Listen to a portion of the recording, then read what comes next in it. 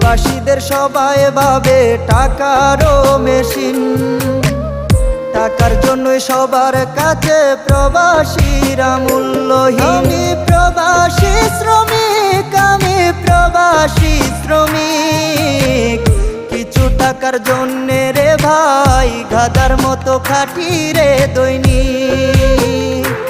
আমি প্রবাসী শ্রমিক, আমি প্রবাসী শ্রমিক, কিছু টাকার জন্যে রে ভাই গাধার মতো খাটি রে দৈনিক।